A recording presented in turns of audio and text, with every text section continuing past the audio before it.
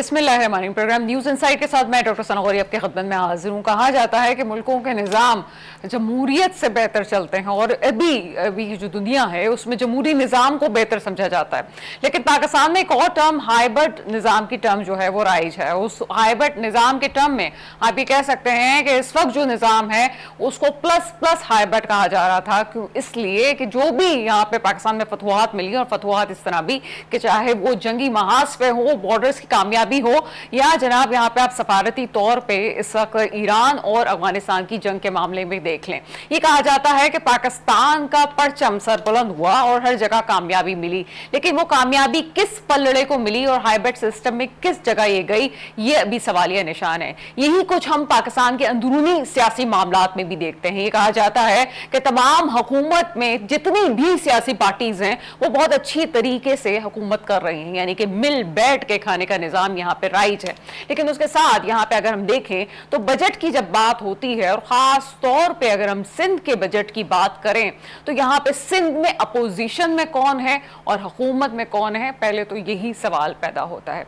सिंध का बजट पेश कर दिया जाता है कराची पे, पहले ही बहुत सवालात हैं। बड़ी पार्टी जो अपने आप को यहाँ का कराची का और सिंध का स्टेक होल्डर भी कहती है, उनमें भी अंदरूनी अख्तलाफात नजर आते हैं। सिंध का बजट पेश होता है तो उसमें कहा जाता है कि जनाब तमाम अपोजिशन पार्टीज इसे नंबरों का हेर फेर कहती हैं और कहती हैं कि जी सिंध हुकूमत ने कुछ किया है। अगर वो तमाम ही पार्टीज एक तरफ हो के ये कहती हैं कि सिंध हुकूमत के बजट पे उनको एतराज है और उनकी पैसों की तकसीम पे सवाल है, तो ये अपोजिशन पार्टीज एक तरफ क्यों नहीं हो जाती और खुद अपना मौक़िफ़ बयान करने की सलाहियत क्यों नहीं रखती। यहाँ पे एक और सवाल भी ये पैदा होता है कि अपोजिशन में आखिर है कौन। अगर हम कहें कि जनाब MQM अपोजिशन में है तो वफाक में दोस्ती और यहाँ पे सिंध में जनाब नाराजगी, और वो नाराजगी की वजूहात और चीजें आप आजकल रोज ही असेंबली फ्लोर पे देख रहे हैं। बयानात का वो सिलसिला है दोनों पार्टीज की तरफ से, चाहे वो पीपल्स पार्टी हो या चाहे MQM हो। लगता है कोई बच्चों की असेंबली है जहां पे एक दूसरे पे इल्जाम तराशियां तो हो रही हैं, लेकिन किसी के पास भी उसके मुद्दे का हल मौजूद नहीं कि आखिर मसले का हल है क्या। आखिर वाकई अगर वाकई ये बात है कि सिंध के बजट में कोई खराबी है, तो क्या वाकई किसी ने इस बात पे आवाज उठाने की कोशिश की कि हमारे पास इस बात का सोल्यूशन है, या तमाम अपोजिशन पार्टीज चाहे वो जमात इस्लामी हो, MQM हो या PTI हो, क्या मिल बैठने के बाद उन्होंने ये तय किया कि हमें आखिर मौजूदा हुकूमत से, सिंध की हुकूमत से बात क्या करनी है। आज के मौजूद पे इस पर बात करेंगे। मेरे साथ स्टूडियो में मौजूद हैं इकबाल यूसुफ नागौरी साहब, आपका ताल्लुक PTI से प्रोग्राम में आपको वेलकम करते हैं। शुक्रिया जी। कुछ देर में मुझे ज्वाइन करेंगे नौमान रिजवी साहब, आप तज्जियाकार हैं और मेरे साथ स्टूडियो में कुछ देर में मौजूद होंगे रज़ाक बाजवा साहब पीपल्स पार्टी से। सबसे पहले आपकी तरफ आते हैं इकबाल यूसुफ नागौरी साहब। नागौरी साहब, मुझे ये बताइएगा कि जिस तरह से मैंने इंट्रोडक्टरी पार्ट में कहा कि अपोजिशन में तो आप भी मौजूद हैं, चलें हम कह देते हैं कि MQM किसी ना किसी तौर पे सिंध में तो अपोजिशन, लेकिन वफाक में दोस्ती के असूलों पे ना सिर्फ अभी चली बल्कि पिछले अदवार में भी हम कहते हैं कि यही सिलसिला चलता रहा। PTI को इस वक्त क्या एतराज है, और अगर वाकई अपोजिशन को एतराज है तो किन बातों पे है? क्या आपके पास कोई हिकमत अमली है कि आप सिंध गवर्नमेंट से ये कह सकें कि आपका ये फैसला गलत है? अस्सलाम वालेकुम जी। सबसे पहले तो आपका बहुत शुक्रिया, आपने मुझे मदद किया। दूसरी बात ये है कि जी ये तो बिल्कुल हेर फेर का और अवाम दुश्मन जो है बजट है, और वो बिल्कुल क्लियर है। उसकी वजह ये है कि इतना बजट तो हर साल पेश किया है, तो नई कोई बात तो नहीं है। रवायत है कि ये बजट आता है, लेकिन ये 3562 अरब का जो बजट पेश किया गया है जिसमें सरकारी मुलाजिम को नवाजा गया है, 7% पेंशन और एक ग्रेड से लेकर जो निचले हैं, पहले 40 थी अब 43 कर दी। ये क्या है? ये तो सब कुछ है। असल मसला है मुद्दा कि बजट आपने पेश कर दिया, बजट कहाँ लगता है? इंफ्रास्ट्रक्चर देख लें आप, कराची का, सिंध का देख लें, वो हाल किया हुआ जो इन्होंने 74 से 78 साल हो गए हैं तकरीबन। 4 साल हमारा दौर है, 78 साल में 74 सालों में इन्होंने इस कराची को बेड़ा गर्क कर दिया है। नेगेटिव आप देख लें, पंजाब देख लें आप, उसको आप देख लें, सिस्टम को देख लें, उसको चल रहा है, बिल्कुल तरक्की कर रहा है। और हम देखें खंडर, और ना बिजली है ना पानी है, बुनियादी सहूलतें जो हैं हमें पूरा टैक्स हम दे रहे हैं, देवर नहीं दे रहे 70%, लेकिन उसके बावजूद कहाँ है? तो ये जो बजट अनाउंस किया जाता है ये तो एक इन्होंने अपना काम करना है, लेकिन उसके बाद जो है CM ने अपने हाथ में रखी हैं वजारतें 9 और वो ये पूरा जो किया हुआ जिससे बोल बोल के हम तंग आ चुके हैं। कहने का मकसद ये है कि बिल्कुल ये अवाम दोस्त बजट नहीं है, और ना तो ये बजट जो है किसी, ये मैं कहूँगा कि आम आदमी के लिए होना चाहिए कि उसके लिए आप जो रिलीफ दें, बिजली में टैक्स में कमी करें, और आप दें सहूलतें। बुनियादी सहूलत तो है ही नहीं ना, सेहत, पानी, बिजली, गैस कहाँ है हमारे यहाँ? 12-12 घंटे बिजली नहीं है। तो ये जो बजट पेश कर सर, रहे अगर आप हैं उसका कोरम पूरा मुख्तसर से करना है। जवाब मुझे देना चाहें जी। तो क्या आप इस बात का मुझे जवाब दे सकते हैं? मैंने इंट्रोडक्टरी पार्ट में कहा था हाइब्रिड प्लस निज़ाम है, जो आपका निज़ाम था वो हाइब्रिड निज़ाम तो था, चलें प्लस नहीं था, और कराची के बहुत सारे फैसले उस वक्त भी आप कर सकते थे, भले से हम ये कहें कि जो पीपल्स पार्टी है वो कब से सिंध पे बड़ा जमान है। तो क्या आपने कराची के लिए वो डेवलपमेंट के काम किए जो आप देखिए, वो समझते हैं कि वो बिल्कुल याद सीधा है रखेंगे? कि हमें विभाग से हमने जब भी हम कोई प्रोजेक्ट लेके आए कि 4 का मनसूबा है, अब तक वो बैंड पड़ा हुआ है, आप देख लें। हमने जब भी काम करना चाहा तो हमारे सामने यही आया है, अपना पीपल्स पार्टी ने रोड एक्ट का हमें काम नहीं करने दिया। जो हमारे पास आज भी 26 में से 3 टाउन हमारे पास हैं, आप चलें मेरे साथ, विज़िट करें, आपका वीडियो मेरे साथ चले, हमारे लोग काम कर रहे हैं। और उसके बाद कौन कौन से टाउन है आपके पास कराची में इस वक्त? हमारे पास इस वक्त में 3 है टाउन। एक तो सर टाउन है, और एक हमारे पास जो है वो अपना क्या नाम है इसका, ईस्ट का है, और तीसरा जो है मिला जुला आप कह देंगे, मतलब जो है ना कि ये अपना ईस्ट के साथ साथ जो है अपना कुछ लियारी है और कुछ साथ साथ इसके मिला के हमने दिया है। मतलब कहने का हम काम कर रहे हैं अपनी जगह पे, जो हमारे अच्छा, पास आप काम कर रहे हैं? काम कर रहे हैं, बिल्कुल प्रॉपर काम कर रहे हैं। हर एक मेयर वीडियो में पैसे दे रहे हैं तो आप लोग की पार्टी भी काम कर रही है। देखिए, पैसा सबको मिल रहा है, पैसा ऐसा नहीं सबको मिल रहा है, पैसा हर टाउन को मिल रहा है, लेकिन बात है काम की। तो हम तो कहेंगे हमने काम किया, काम हम कर रहे हैं, माशाल्लाह हमारे लोग एक्टिव हैं। अच्छा, मैं एक्चुअल मसले की तरफ जाती हूँ, उसके बाद मैं टाउन्स की तरफ भी आती हूँ, कराची के अंदरूनी मसाइल पे ही बात करती हूँ, क्योंकि खुद जो पीटीआई के कुछ ऐसे यहाँ पे कराची के वर्कर्स हैं जो कि खुद अपने पीटीआई वालों के बारे में कहते हैं कि करप्शन कहीं नहीं होनी चाहिए, चाहे वो हमारा बंदा ही क्यों ना कर रहा हो, करप्शन नहीं होनी चाहिए। नोमान रिजवी साहब मेरे साथ मौजूद हैं सर, प्रोग्राम में आपको वेलकम करते हैं। जी, अस्सलाम वालेकुम सलाम। नोमान रिजवी साहब, यहाँ पे सिंध के बजट को हेर फेर और अवाम दुश्मन बजट कहा जा रहा है, ये अपोजिशन कह रही है, ये अपोजिशन है कौन? पहले तो मुझे इसका बताइए कि सिंध में आखिर अपोजिशन है कौन, और अगर है भी तो ये अपोजिशन मिलके क्यों नहीं सिंध गवर्नमेंट से बात करती, या उनके पास कोई प्लान क्यों नहीं है, सिर्फ लफ्जों की गोलाबारी क्यों है?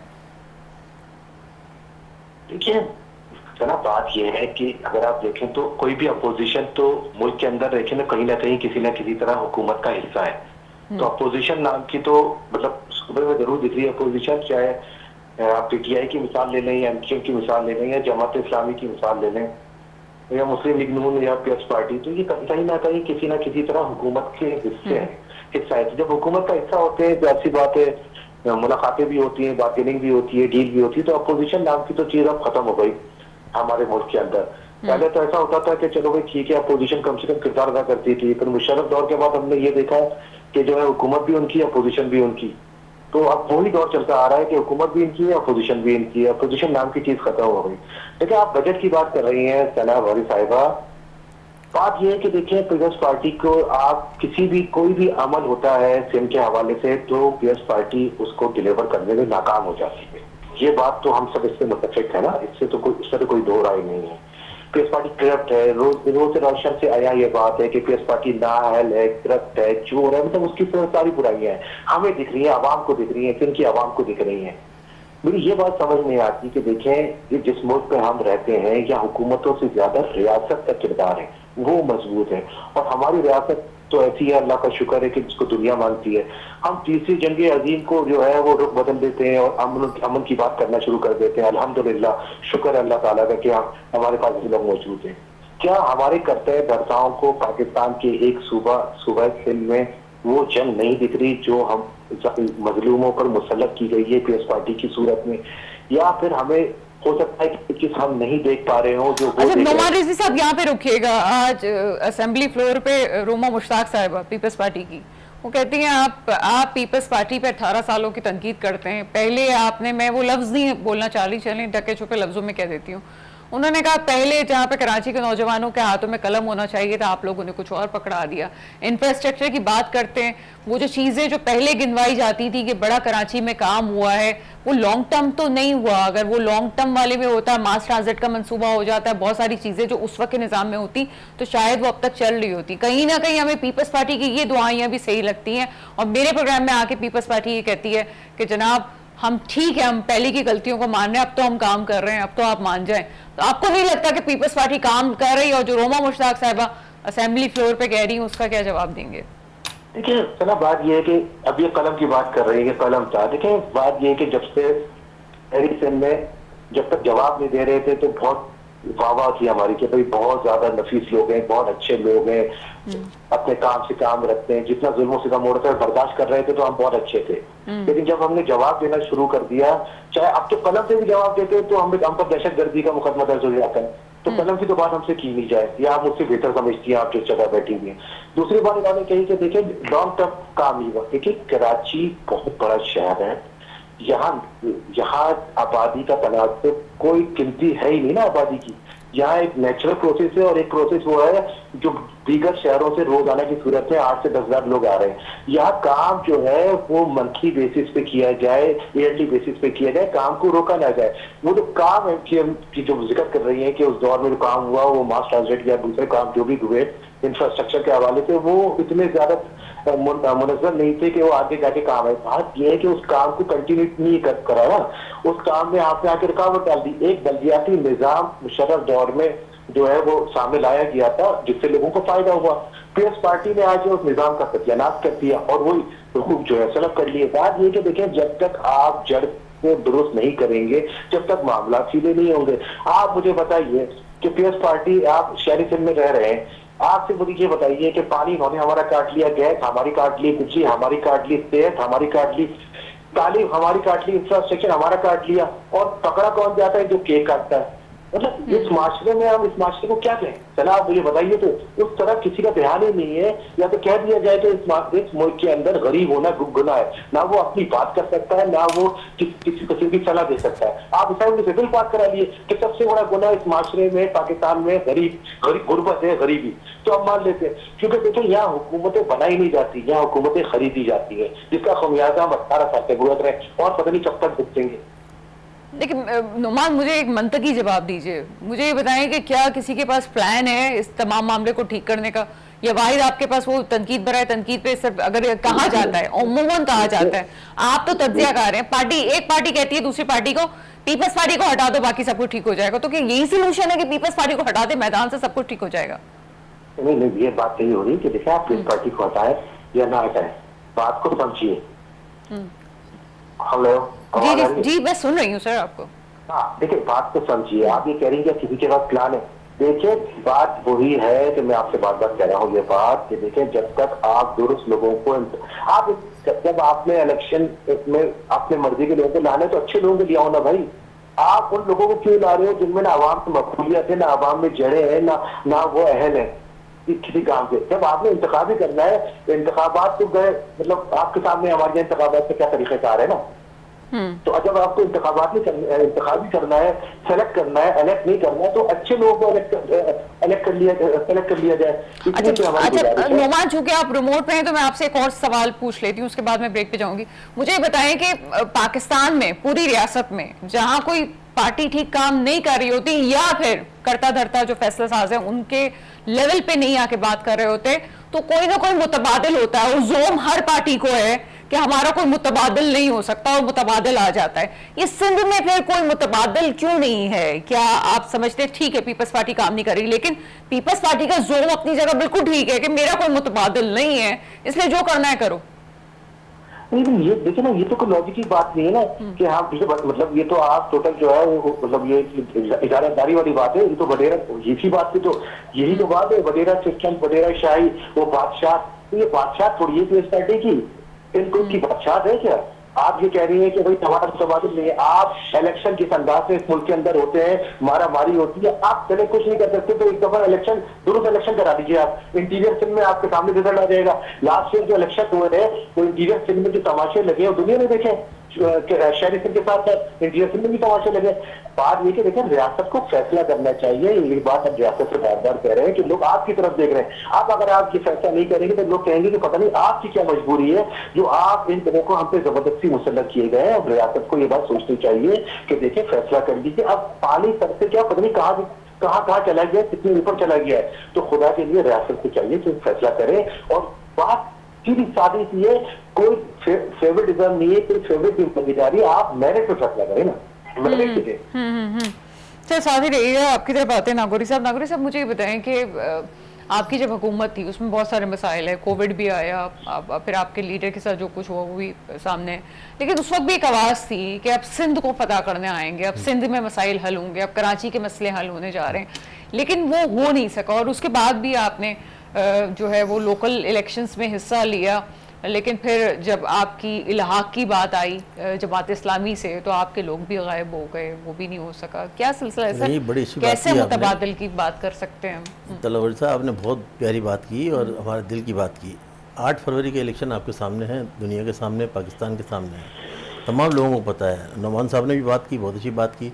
देखिए जी, हमारे साथ ये हुआ कि करप्शन उरूज पर है सिंध में। अगर आप कहें कि करप्शन, तो मैं कहूँगा उरूज पर करप्शन सिंध में होगा। करप्शन पाकिस्तान में, लेकिन जो सिंध का करप्शन है वो माई बाप ये बैठे में 17 साल की इनकी पहले ये अपना उनका सेशन चला, अपना ये कायम शाह का 17 साल दौर, 17 साल दौर इनके चला। इन्होंने क्या किया डिलीवर, इन्होंने हमारे 30 चेयरमैन को ख़रीदा, थ्रेट किया, और बाकायदा ये है कि वो इलाका हमारा था, जमात इस्लामी के साथ आना था उनको, लेकिन उनको 30 को इन्होंने इतना प्रेशराइज किया, ख़रीदा, कुछ भी किया, जो कुछ किया वो आदमी कुछ तो किया होगा। तो हमारे यहाँ सिलसिला चलता है। तो हमारे साथ तो ये हुई नाइंसाफ़ी। 24 हमारे MNA MP थे, हमारे पास आए टोटल 4, और बाकी 19 जो है ना, बल्कि जो है ना 5 आए, और 19 जो है ना वो सारे के सारे फार्म 47 की निगाह हो गए, 45 को 47 में कन्वर्ट कर दिया।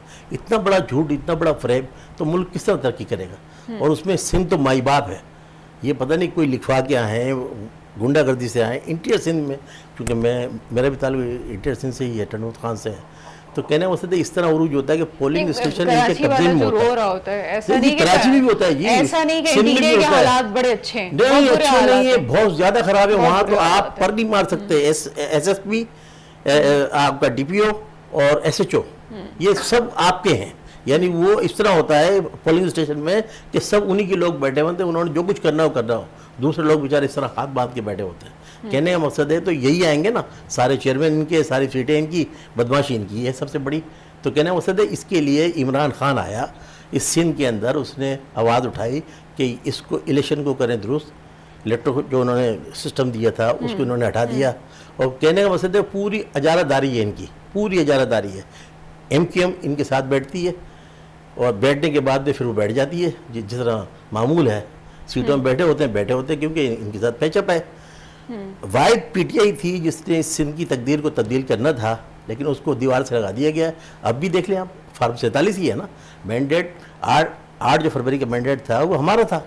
लेकिन सर सिंध में आपकी जमात अभी भी मुनज़्ज़म तरीके से नहीं मुनज़्ज़म है जी, हम तो काम कर रहे हैं माशाल्लाह। मेरा अपनी मेरी पोस्ट है पूरी इंटर सिंध की जो है वो मैं बिल्कुल उसको कर रहा हूँ, अपनी जॉब को काम कर रहा हूँ सही, और मेरे तमाम लोग कर रहे हैं, हमारे सुदूर हमारे कर रहे हैं, जनरल सेक्रेटरी हमारे जितने भी हैं डिवीज़न के और तमाम जो है हमारे वो सारे एक्टिव हैं, काम कर रहे हैं, इनके सामने खड़े हुए हैं, इनके सामने खड़े हुए। आप अंदाज़ा लगाएं इतनी मतलब फसातियत है, फसातियत के अंदर के हमें ना कुछ। अभी देखें ये अपना GP का जो हुआ इलेक्शन गिलगित बल्तिस्तान का, पूरा दीवार से लगा दिया मैंडेट, वही 8 फरवरी से बदतरीन कि हमारा निशान गायब, हमारे सब कुछ गायब, बंदों को हटा दिया गया। ये क्या है? ये दुनिया आपको देख रही है, दुनिया आपको देख रही है, सब कुछ कर रही है कि इतना बड़ा करप्शन नहीं होता।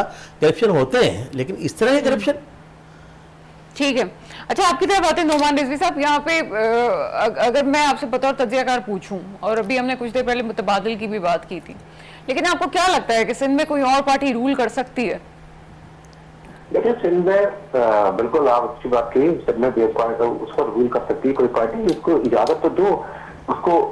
ये तो लोग आपके सामने या सहाफियों को नहीं छोड़ते, उनका मर्डर हो जाता है। तो बात यह है कि वो तो बादशाह सिस्टम है, वो तो सुल्म सिस्टम के पहाड़ तोड़े में उसको तो दुरुस्त कर दिया गया पहले। उस मामला को एक माशरे को एक अच्छा माहौल तो दे, रियासत का जो काम है रियासत वो करके दे तो यकीनन। लेकिन सर आपके ख्याल में अभी जब हम बात करते हैं कराची के हवाले से, तो वो सिंध के हवाले से और पीपल्स पार्टी हम एमक्यूएम को लेके आते हैं, तो एमक्यूएम तो सिर्फ कराची की बात कर रही होती है, वो ओवरऑल चले हैदराबाद की थोड़ी सी बात हो जाए तो अलग चीज है। लेकिन आपको कोई स्ट्रॉन्ग पार्टी कोई और आपको लगता है कि जी पीपल्स पार्टी के अलावा एमक्यूएम है वो आगे आ सकती है, पीटीआई आगे आ सकती है, जमात इस्लामी आगे सकती है, जिसको हम कह सकते हैं कि आगे हमें रूलिंग पार्टी नजर आ रही है, या मुस्लिम लीग नून, क्या समझते हैं आप? देखिए बात यह है कि ये बात हमें समझनी चाहिए कि इंटीरियर सेल का एक अपना मिजाज है, इनका अपना वोट बैंक था।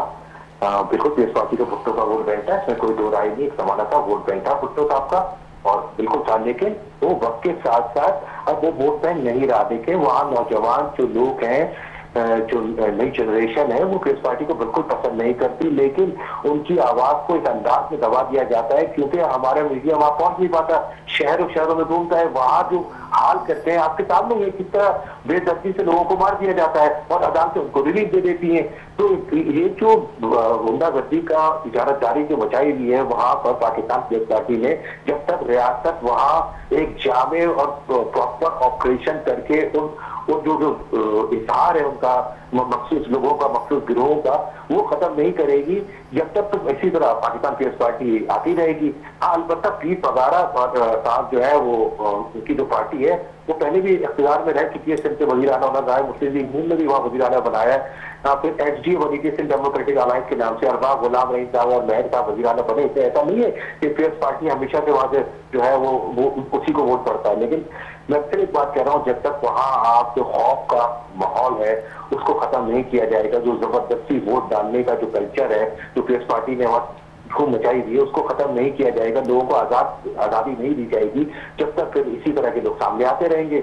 जो आपके सामने आजाद करो ना लोगों को, माशरे को आजाद करके देखो, एक अच्छा माहौल से दो, जो रियासत का काम है। आप क्यों कच्चे के डाकुओं को आप पकड़ नहीं पा रहे, वो अब कराची का रुख कर लिया उन्होंने, यहाँ के ताजिरों को उठा के लेके जा रहे हैं, तो फिर आप अंदाजा लगाइए कि इंटीरियर सेल में कोई कैसे एंटर होगा।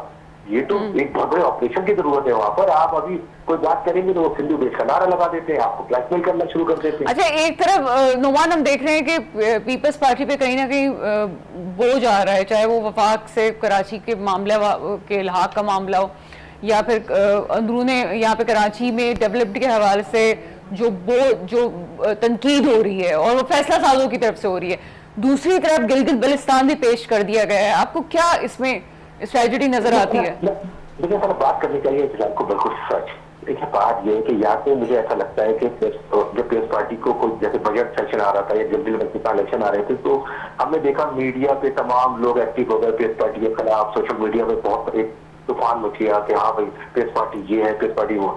मुझे ऐसा लगता है कि जो फैसला साहब है वो ये अमल इसलिए करते हैं कि वो बार्गेनिंग में काम आता है ना, ये दिखा के। अच्छा। तो डील पीएस पार्टी से करनी होती है उन्हें बेसिकली, लेकिन वो दिखाते हैं कि भाई देखो ऐसा नहीं तो ऐसा करेंगे, तो आसानी हो जाती है डील करने में पीएस पार्टी से। वरना कैसे आप मुझे बताइए पाकिस्तान पीएस पार्टी की क्या है रेपुटेशन, क्या उनकी ऐसी सलाहियत है, क्या दिखा के उन्होंने जो है वो गिलगित बल्तिस्तान में इलेक्शन जो विन कर रहे हैं, या वो कौन सी ऐसी उनके पास गिरत नहीं, मुझे भी समझ से बाहर है। और अगर आप फैसला साजों ने ये फैसला नहीं किया तो आवाम मजबूर हो जाएगी कि कहने पे कि भाई आपके और इनके को लगता है कि कुछ मामला है, जब जो है आपको दिख नहीं रहा, आवाम को दिख रहा है। ऐसा कौन सा चश्मा है भाई आपके पास, हमें भी थोड़ी देर के लिए दे दो ताकि हम भी देख लें कि पाकिस्तान इस पार्टी मुल्क की और कौम की कितनी खिदमत कर रही है, पता तो चले हमें। चलिए जनाब, यहाँ पे एक ब्रेक का वक्त हुआ है, बात जारी रहेगी और कुछ और भी राज और बातें आपके सामने आने वाली हैं। छोटा सा ब्रेक है, ब्रेक के बाद आपके सामने हाजिर होते हैं।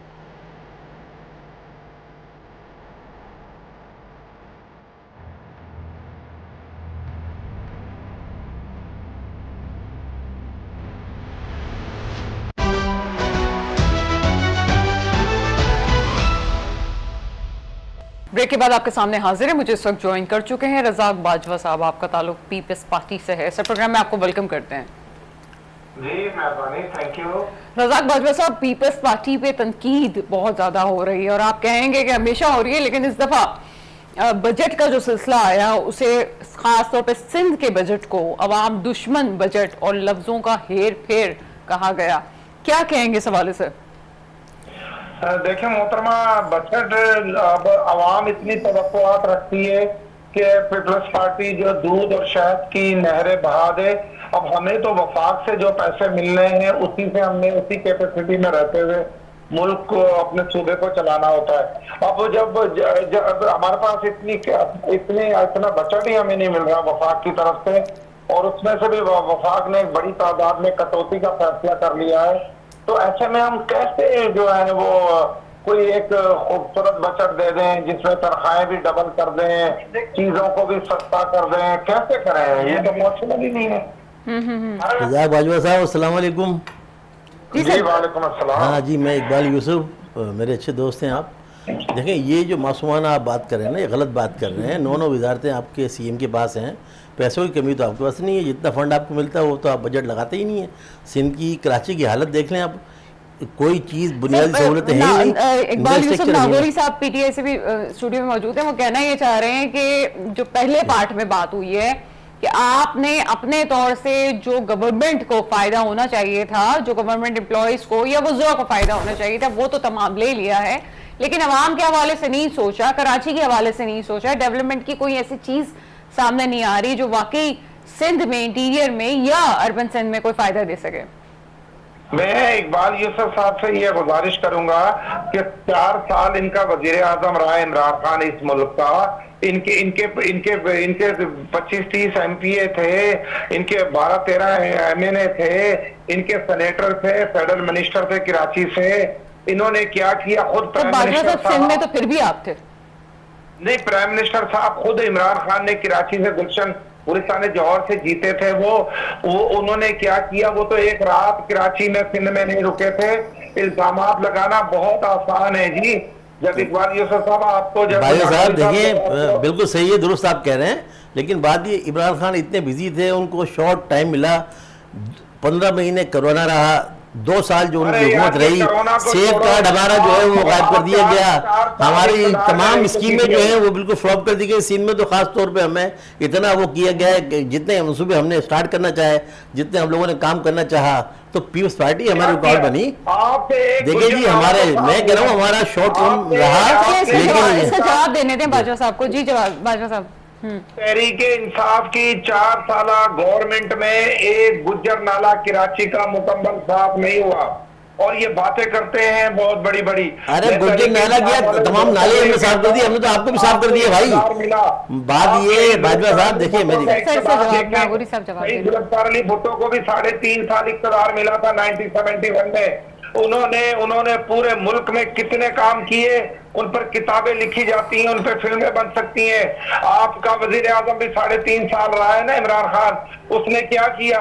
उसने जो है सारे चोर अपने पाकिस्तान की हिस्ट्री में डिक्टेटर्स की गवर्नमेंट में ही तरक्कियां हुई हैं, और एक सिविल डिक्टेटर कौन था ये मुझे बताने की जरूरत तो नहीं है कि पहला सिविल डिक्टेटर कौन था। तो सर बहुत सारी चीजें निजाम पे भी तो डिपेंड करती हैं। आप तो अब तमाम लोग ही अपोजिशन और तमाम लोग ही यहाँ पे मौजूद हैं, लेकिन मुझे इतना बताइए, चले पीपल्स पार्टी का ये मौका आता है कि अब तो हम काम कर रहे हैं, चले पहले जो हुआ सो हुआ, और आप भी उन्हीं लोगों में से, आपने भी मेरे प्रोग्राम में आके कहा कि अब तो हम काम कर रहे हैं। डॉक्टर साहब, मेरा ये सवाल है इकबाल यूसुफ से, पीपल्स पार्टी के अलावा कराची में और सिंध में किसने काम किए वो पार्टी मुझे बता दो।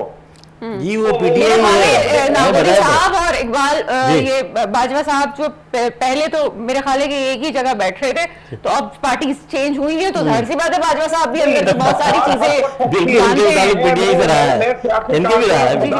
जो मैंने नहीं किया उसका क्रेडिट मैंने कभी नहीं लिया। मैंने कभी भेजा अपनी पार्टी को जो है ना उसको नहीं, मतलब उसकी भेजा, मैंने उसकी तारीफें नहीं की जो हमने किया। अब 1971 में शहीद जुल्फकार अली भुट्टो ने आपका आबादी शहीद अस्पताल तो हमने बनाया, सुपर मार्केट तो हमने बनाई है, शारा फैसल तो हमने बनाई है, शारा पाकिस्तान तो हमने बनाई है, आज भी शारा भुट्टो हमने बनाई है। हमने ट्रामा सेंटर बनाए, हमने हेल्थ का निजाम दुरुस्त किया। अब आपने तो कुछ नहीं किया, आप हम पे तनकीद किस मुंह से करते हैं? अच्छा बाजवा साहब, मुझे आप ये बताएं, 74 साल में तकरीबन 50 साल आपकी गवर्नमेंट्स रही हैं, आप लोगों ने इस सिंध से कोई दुश्मनी है खास आप लोगों की? आपने इसे लूटा खसूटा कच्चा भी आपने बना लिया, सारे करते नागौरी धरते साहब, आपके बैठे में। नागौरी देखिए साहब, जी आया है नागौरी साहब, ये, इस पे कोई नागौरी ढकी साहब, छुपी बात नहीं हालांकि है। हाँ बिल्कुल, जवाब हम सब एक कुछ एक आपका बात है, कर ले सब तो कुछ ज्यादा आपके हाथ में, बेहतर है। क्रिप्शन आपके पास है। आपने इस मेगा सिटी को, रोशनी को, शहर को खंडर बना के रख दिया। आपने किया डिलीवर। सदर साल के आपके सीएम बैठते हैं, कामिल शाह बैठा, मुराद अली शाह आ गया, और 9 वजारतें आपके हाथ के अंदर है। अंधेर नगरी चौपट राज। नागौरी साहब हम बात करते हैं। आपने क्या खोया? आपका अरे हमने खोया, हमने अपना लीडर हमारा आज भी अपने एम पर बैठा हुआ है। नागौरी साहब क्योंकि वो फोन पे है तो मैं चाहती हूँ कि 1 बाय 1 बात हो। जी बाजवा साहब आप जवाब दीजिए। चोरी के मुकदमात में बंद नहीं था, शहीद जुल्फकार अली भुट्टो पे कोई करप्शन का इल्जाम नहीं लगा सकता, बेनजीर भुट्टो साहिबा पे कोई करप्शन का इल्जाम नहीं लगा बाजवा साहब मैं इस वक्त सिंध की बजट की बात कर रही हूँ। मैं अभी नागौरी साहब से भी कहती हूँ चले आगे की सियासत की बात नहीं करें, मैं सिर्फ इस वक्त सिंध की बात कर रही हूँ, मैं इस वक्त कराची की भी बात नहीं कर रही हूँ। मुझे फिक्र है इंटीरियर सिंध की, मुझे फिक्र है कराची की। क्या डेवलपमेंट के लिए आप कहते हैं जनाब वापस से जो है वफाक ने आपसे जो तरक्याती बजट है उसमें से कुछ आपसे रकम एनएफसी से भी ले ली है, लेकिन क्या आप समझते हैं अपोजिशन का एतराज ठीक है? आप समझते हैं जी मजीद इसमें बेहतरी होनी चाहिए थी? नहीं जी देखिए, कभी भी हम अपने आप को मुकम्मल नहीं कहते। हम ऑपोजिशन की जो तनकीद है उसे बर्दाश्त करते हैं। हम सियासी लोग हैं, हम बेजा ना तो इल्जामात लगाते हैं ना बेजा तारीफें करते हैं।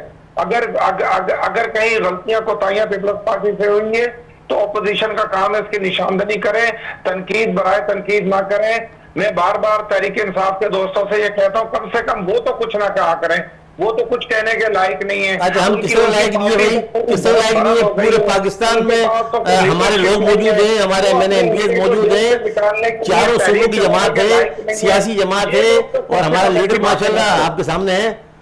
तो हम जो किस तरह बात ना करें। मैं आपको भी मौका देती हूँ, लेकिन सर आपके मेयर ने बड़ी मतलब मैं उसको खूबसूरत बात ही कह सकती हूँ। मेयर साहब ये कहते हैं कि जनाब 50,000 में तो गुजारा नहीं हो सकता एक मेयर का, इसलिए मैं अपनी प्रैक्टिस करता हूँ। बहुत अच्छी बात है बैरिस्टर साहब में प्रैक्टिस कर रहे हैं, लेकिन कम से कम ये तो पता चल गया सिंध गवर्नमेंट को, चूंकि मुर्तजा आप साहब सिंध से ही पीपल्स पार्टी से ही ताल्लुक रखते हैं, कि 50,000 में एक शख्स का गुजारा नहीं हो सकता। नहीं हो सकता मैडम, बिल्कुल नहीं हो सकता। अब प्राइम मिनिस्टर साहब तो कहते हैं 8,500 से ज्यादा कमाने वाला अमीर है। अब देखे ना कितना तफात है। ये मुर्तजा आपने जो बात की वो बिल्कुल टच कही है। मैं बोलता 50,000 में नहीं, 1 लाख में भी एक गरीब आदमी का गुजारा नहीं हो रहा है। आप महंगाई का तूफान देखो, आप बिजली के बिल देखो, गैस के बिल देखें और घर पे दीगर सामान देखें। अच्छा बादल साहब मैं आप ही से एक बहुत प्यारा सवाल आपसे है कि आप भी कराची के ही रहने वाले हैं, आपको पता है ठीक है बजट और आईएमएफ के मसाइल हैं, ठीक है, लेकिन आपको क्या ये नहीं लगता कि एक कराची वाले जो है वो 50,000 में किसी सूरत एक आम आदमी, एक सिंगल फर्द भी गुजारा नहीं कर सकता, क्योंकि कराची के पाकिस्तान के दूसरे शहरों के मुकाबले में कॉस्ट ऑफ लिविंग उसको ज्यादा पड़ रही है यहाँ के मामला की वजह से, यहाँ पे जो मैनेजमेंट नहीं उसकी वजह से। बिल्कुल ऐसे ही, बिल्कुल दुरुस्त है। कराची जो है जहाँ गरीब की माँ है, जहाँ वो बहुत खूबसूरत शहर है, वहाँ यहाँ महंगाई का भी एक बड़ा तूफान है, इसमें कोई शक नहीं है। मैं अपनी सर महंगाई का तूफान नहीं है, चले पूरे मुल्क में एक जैसा है, लेकिन जो हमारे पानी नहीं है, गैस नहीं है, बिजली नहीं है, उनकी वजह से जो इश्यूज है, इसकी वजह से एक आम बंदा फंस रहा है, पिस रहा है। स्कूल की फैसिलिटीज और हॉस्पिटल की फैसिलिटीज नहीं है। सर इस हवाले से क्या कहेंगे? बिल्कुल बीबी आपकी बात 100% सही है। कराची के शहरी तकलीफ में हम इस चीज को महसूस कर रहे हैं। जब तक K4 नहीं बनेगा कराची के लोगों तक पानी नहीं पहुंचेगा। कराची की आबादी अब 4 करोड़ के करीब हो गई है, ये अब 1.5-2 करोड़ आबादी का शहर नहीं है। लाइनें बैठ चुकी है, यहाँ बहुत काम की जरूरत है। वफाक को चाहिए कि यहाँ बजट दे, यहाँ काम का यहाँ इन पैसों में इतनी ज्यादा हम तामीराती काम, तरक्याती काम नहीं करवा सकते। ये ऊंट के मुंह में जीरा है। आप पहले तो इमरान खान ने भी 100 अरब रुपए देने का वादा किया था, उसने तो 1 रुपया नहीं दिया कराची को, सिंध को। सर उन्होंने अपने एमपीएस को दिया था, बनी दिया हो, लेकिन उनके एमपीएस और एमएनएस को जानता हूं, उन्होंने सबने वो सारा पैसा हड़प कर लिया था, खा लिया था, क्योंकि उनकी पार्टी जो है वो बाज़ाहिर तो सादिक और अमीन की थी, लेकिन सबसे ज्यादा बाजवा साहब ये आप शोभा देता है, पीपल्स पार्टी भी देता है कि जितना पैसा मिलता है लगाते नहीं है और सारा का सारा हड़प कर जाते हैं। आप पीटीआई को ब्लेम ना करें, पीटीआई अपने शफाफ जो है किरदार के साथ मौजूद है और काम करती है और अपने फंड्स को आज भी आप चेक कर लें, हमारे टाउन्स को चेक कर लें। लेकिन ये इस तरह ना आप कहें। मुर्तजा वहां पे कहा था कि टैंकर माफिया खत्म हो जाएगा, टैंकर माफिया मौजूद है, जितनी बातें उन्होंने कही सब की सब झूठ है। आज कराची खंडर है, पानी लोगों को नहीं मिल रहा है, वो उसको अपना ये टैंकर के जरिए मिल रहा है। ये इतना बड़ा झूठ कि पूरी आवाम जो है वो रोड खुदे हुए हैं, शहर को आपने जो है वो बिल्कुल मफलूज करके रख दिया। आपके टाउन नाज़रीन करप्शन नहीं कर रहे, क्या वो नहीं हमारे नहीं कर रहे। आ जाए, मैं आपको विजिट कराता हूँ हमारे टाउन के अंदर, आप दिखा दें मुझे। हमने इतनी सख्ती की भी। मैं ये बात इसलिए कह रही हूँ फंड की कि जब पीटीआई की गवर्नमेंट थी और उस वक्त जो कराची को जो एमपीएस को फंड दिए गए थे यहाँ पे सिंध में, तो वहाँ पे उस वक्त बाजवा साहब उसके गवाह थे। बाजवा साहब ऐसा ही है? जी बिल्कुल मैं गवाह हूँ, बिल्कुल मैं गवाह था। आपके सामने ही काम हो रहा था सारा, आपके सामने ही पैसा आया, आपके सामने ही मैं आपको बताऊं मोहतरमा, इनके एमएनएस एमपीएस मेरे घर पर बैठकर करप्शन की बातें करते थे, पैसे मांगते थे ठेकेदारों से। मैं वक्त आने पर वो सारे नाम और वो सारे सबूत भी मेरे पास है। इनके जो अरकानी असम्बली थे वो जितने भूखे नंगे थे, मैं तौबा इस्तगफार करता हूँ, किसी जमात के लोग इतने भूखे नंगे नहीं थे। वो छोटे छोटे 5-5, 10-10 हजार रुपए भी लोगों से डिमांड करते थे। मैं जानता हूं, मैं रहकर आया हूं पीटीआई को। ये झूठे सादिक और अमीन थे, इन्होंने जितनी करप्शन की। बाजवा साहब करप्शन के मम्बे हैं आप। ये पीपल्स पार्टी जो है पूरे सिंध को खा गई और पूरे कराची को मफलूज करके रख दिया। इतने बड़े फंड मिलते हैं, कहाँ जाते हैं समझ नहीं आती। लारकाना वही बड़ा है, आपका पूरा सिंध के तमाम आपके डिस्ट्रिक्ट हमारे पास है, हमने देखा है, विजिट किया है। तो ये क्या है, ये आप अपनी आप बातें रिपीट कर रहे हैं आप।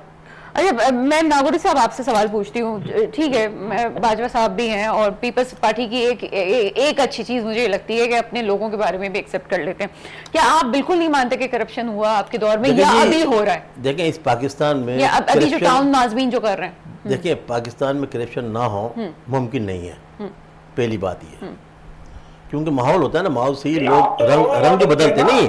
मैंने आपसे कहा ना, देखिए बिल्कुल, देखिए मैं आपसे नहीं कहता कि हमाम एक ही है और सब लोग हैं तालाब के अंदर, तो सभी हैं। मैं तो ये नहीं कहता कि किसी के चेहरे माथे पे लिखा होता है, लेकिन हमारा अपना मंशूर, हमारी पार्टी का मंशूर, हमारे कायद का मंशूर, उसके साथ हम खड़े हैं कि पाकिस्तान भी हमारा है और अफवाज भी हमारी है और हम सब कुछ है, तो बिल्कुल हम उसके साथ हैं। लोग होते हैं, 5 उंगलियां बराबर नहीं है ना जी, 5 उंगलियां बराबर नहीं है, तो लोग अलग अलग होते हैं। देखिए सुने, हमने जहाँ तक मेरे अपने किरदार की बात है, हम अपने तौर पे ऑनेस्ट हैं और हम चलते हैं, पूरी कोशिश करते हैं और लोगों को भी नसीहत करते हैं, कहते हैं। और हुकूमत तो आपके पास है। आपने 50 साल की गवर्नमेंट में कराची को क्या दिया, आप मुझे बताते हैं, आपने कराची को क्या डिलीवर किया? कुछ भी नहीं किया। सिर्फ लफ्जों की बात है, लफ्जों की नहीं, हकीकत की बात हो गई है कि आपने लूट कर इसको खंडर बना दिया। रोशनी वो शहर था और आपने उसको खंडर कर दिया। आप जो कह रहे हमारे शहीद ने ये किया, तुम्हारे शहीद ने क्या किया? कुछ भी नहीं किया।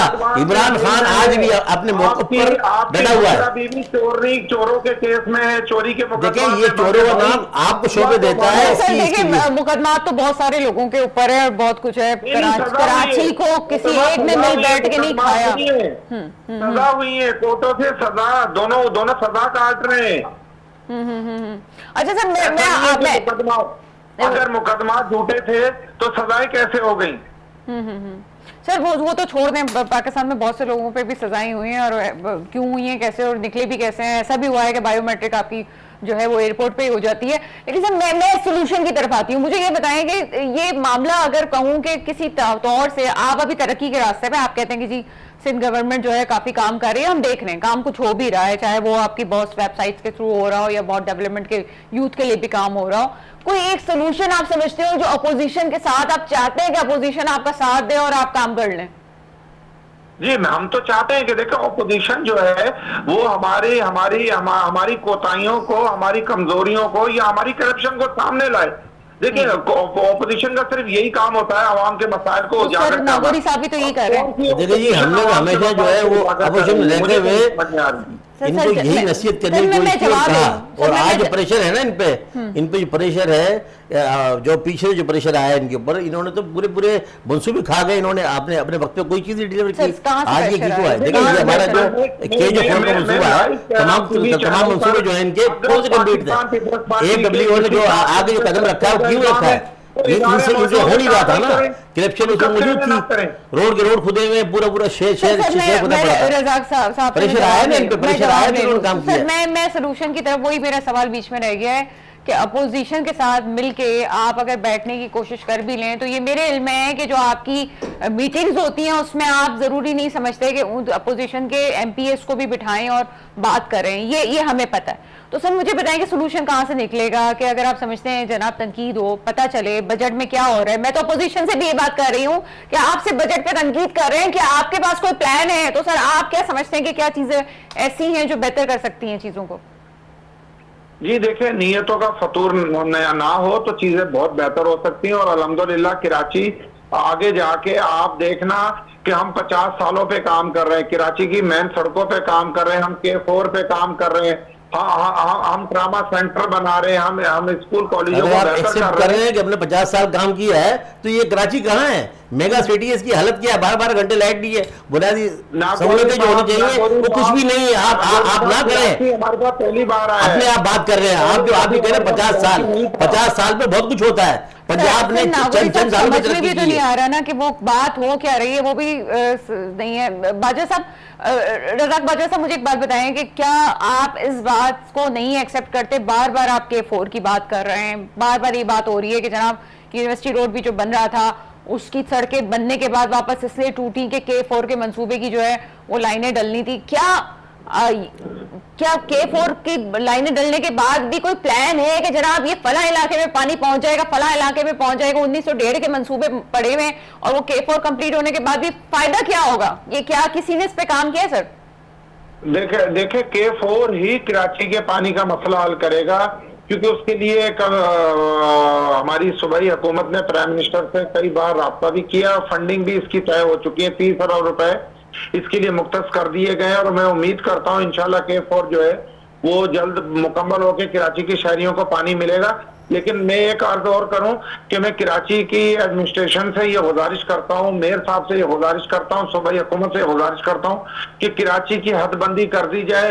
कराची में रोज रोज कच्ची आबादियों का बनना, भरमार लोगों की जो है वो अफगानिस्तान और पता नहीं कहाँ के लोग हमारे यहाँ भर गए, या कच्ची आबादियों का जाल बिछता है, और वो जिसकी वजह से जो है वो पानी, बिजली, गैस। रज़ाक बाजा से मैं कुछ कहूंगी तो बात ऊपर तक जाएगी, तो प्रोग्राम का वक्त भी खत्म होने वाला है। हदबंदी की तो बात की जा रही है, उसके तो खिलाफ है पीपल्स पार्टी।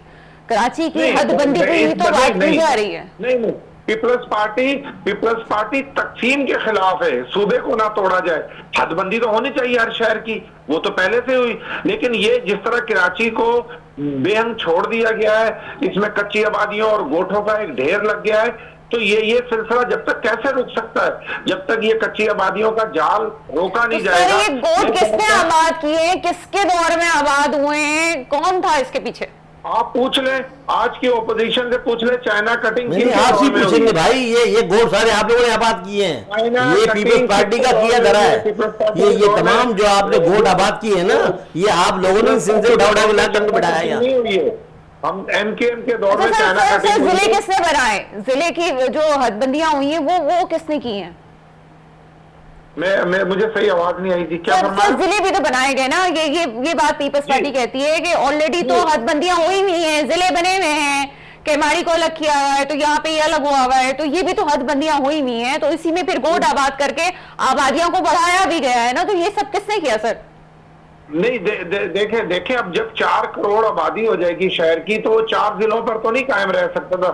ये एक पूरे मुल्क से बड़ा एक मुल्क बन चुका है कराची। कराची से छोटे दुनिया में बहुत सारे ममालिक हैं। रज़ाक बाजवा साहब, आप प्रोग्राम में आते हैं तो आपकी यही बात अच्छी लगती है, और मैं इस बात पे शुक्रिया करते हुए प्रोग्राम भी खत्म करूंगी कि बहुत अच्छी आपने बात की कि जी प्लानिंग्स को जो है वो रिपीट होना चाहिए, मनसूबाबंदी आगे भी होनी चाहिए, जो हुआ है उसको आगे पीछे छोड़ देना चाहिए। तो तभी तो कहते हैं जनाब के कराची की हद बंदी भी होनी चाहिए और नए सिरे से काम भी होना जरूरी है। इस पे किसी पार्टी के वकार का मसला नहीं है, ये पाकिस्तान की इकोनॉमी का मसला है, ये पाकिस्तान की बगा का मसला है। बिल्कुल बिल्कुल, हर सियासी कारकुन का ये घर है। हम कराची के मालिक अपने आप को नहीं कह रहे, लेकिन ये हम सबको मिलकर इसकी खिदमत करनी है अगर बेहतरी लानी है। बहुत शुक्रिया रज़ाक बाजवा साहब हमारे साथ मौजूद है। इकबाल यूसुफ नागौरी साहब आपका बहुत शुक्रिया। मेरे मुल्क में हुक्मरान आए जो वाकई मेरे मुल्क के मुस्तकबिल की हिफाजत करें। इसके साथ ही प्रोग्राम का वक्त खत्म होता है, मुझे इजाजत दीजिएगा। खुदा हाफिज।